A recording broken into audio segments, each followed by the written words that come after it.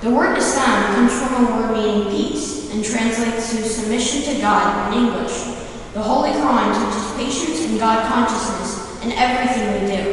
In fact, if you read the Holy Quran, chapter 5, page 57, verse 32, it says, "We have ordained for the children of Israel that if you kill one innocent person, it is as if you've killed the whole world. And if you save one person, it is as if you've saved all of mankind."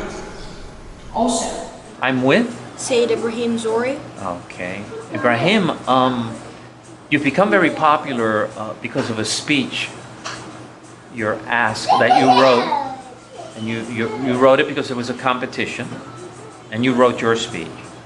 And the thing is, the speech has become, let's say, almost like viral in the community, where people keep asking you, would you come to our church and give that speech? Or would you come to our organization and give that speech? What places have you given this speech? I know I gave it at St. Cyprian's Church, Cathedral Basilica, the Center for Spiritual Living, and I think there was one more, but I'm not sure. Okay. Now, you gave this speech at the city also? The City Hall, yes. At the City Hall. What other places are scheduled to hear the speech? Temple Bet Yam. Okay, that's a synagogue out in Wildwood. If you had to tell me in a sentence, what's the speech? What's the theme of this speech? The theme of the speech is that Islam is not terrorism and terrorism is not Islam. Okay. What drove you to write this speech? Well, at first I was getting a lot of racism at school. Somehow these days the kids are all taught to think that Muslims are bad and Muslims are terrorists and a bunch of negativity. So what I decided to do, first it made me mad. So then I heard about the Tropicana, and I did it in elementary school. The Tropicana is what? The Tropicana is a public speaking competition. Okay. So I decided to do it this year, and this year I decided to write it about Islam and terrorism. So I wrote it, and my plan was originally just to give it to my class, to at least let my class hear it. So then I got to do it, I won it in my class, so I got to do it in front of my school.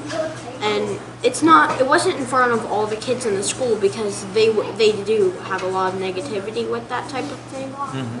So I got to do it in front of a couple people, and I won the school one. So I got invited by Miss Karen, the leader of Compassion at St. Augustine. Yeah, Karen Goldman. Mm-hmm. To do it at City Hall. So I got to do it at City Hall, and it was amazing. It was a great experience. So the reception was very positive. Yes. So from then on, many churches invited me to come, and each one was so nice, and I enjoyed it so much. It was an amazing experience getting to do it. So then I went to the district competition, and I won that one.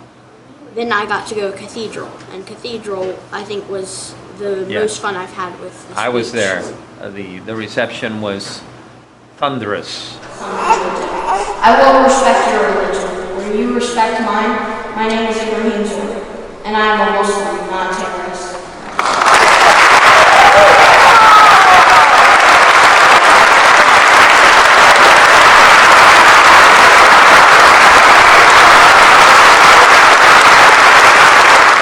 Now, how old are you, Ibrahim? I'm 12. I turned 12 on April 1st. Oh, okay. And your family's background, where are they from? My dad was born in Afghanistan, but he's lived here for 30 years. And my mom was born in Baltimore, actually. And my grandmother, she came from Argentina. All right. And my grandfather's German. Okay. And you were born here in St. Augustine. I've personally been bullied, threatened to be bombed, threatened to be shot by a machine gun, and told that I should go back to my country, which is odd considering that I was born right here in St. Augustine.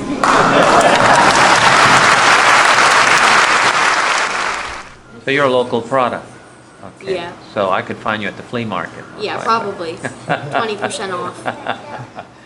So how do you feel about the reaction, well, I guess in your country of birth, which is America, about how they perceive you? As a Muslim? Yes. I think it's kind of upsetting because this country was based on immigration and the freedom of religion. So when, our moms and women basically go in public and they have to deal with this, it makes me upset because first of all, they're picking on women. And this country, one of the rules of this country is that you're allowed to practice your own religion. So it makes me upset when somehow, just because we're Muslim, you can say whatever you want to us and you can treat us very, very badly. Now in school, how's, I guess you get bullied at school. Hey, I'm from New York. You get bullied for almost anything, but in your circumstance, they bully you because you're Muslim. Yeah. Okay. And they'll say things like terrorist, or I'm gonna bomb you, or I'm gonna shoot you with a gun. Okay. Like, well, it doesn't really bother me, but it's irritating because of the mentality of what they're saying, and it's kind of as if they don't understand at all that I'm still a person, or that Muslims are still people. Right. And you can't just judge a group of people. Actually, no, you can't judge the entire religion or the entire race just because of what a group of people think they're doing. Yeah, you've had that. The Chinese went through it, the Japanese went through it, the Irish went through it, the Germans went through it, especially during war. Hey, I'm Puerto Rican in New York, and that, that was constant. You were suspect just by race. Right, or by ethnic group. What's your hope, though, for the future? My hope is that for the future, this will be gone. Like, that racism itself will disappear, and no one will have to deal with it. That's my hope. Because with a race, when you bully or pick on someone because of their race or religion, they can't change where they're from. They can't change that.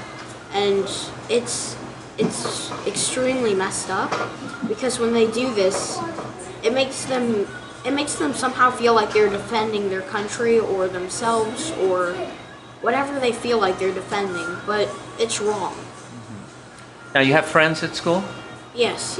I have honors friends basically, and they're very, very good kids. The open-minded? Open-minded, yeah. They don't. Honestly, they're my friends because they don't share that thought of racism that everyone else seems to think these days. They think that it's not, you can't judge a whole group by it, but by the individuals that are doing it. Right. You can only say that you can only think that sort of thing about them.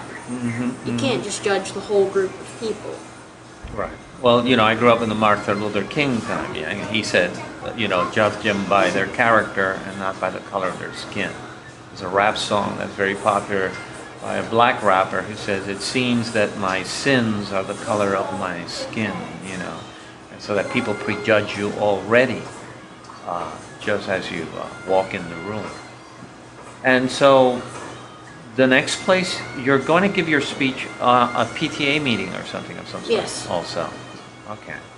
So, that's great. I mean, that you're so young and that you're almost dragged into this. And that you feel at your age you have a consciousness that you feel that you have to say something about it. I think it's awesome. Thank you. Some of us are forced to grow up sooner than later. And I wish you the best. Thank you. And I really thank you for sitting down here at this pizzeria to find out a little bit about yourself and a little bit more about this speech that I keep hearing people say, you got to listen to it. You got to listen to it. And I did listen to it at the church, and it was an amazing speech, especially by someone so young. Thank you. Thank you again. Your dad is right here. Thank you. All right. The truth is that Islam, Christianity, and Judaism aren't as different as we all think. Yes, there are some differences, but there are also many similarities. Instead of arguing over religions, I think we should just try to respect each other's. I hope that the next time you see a Muslim, you won't judge them for what some people do. I will respect your religion. Will you respect mine? My name is Ibrahim Zori, and I am a Muslim, not a terrorist.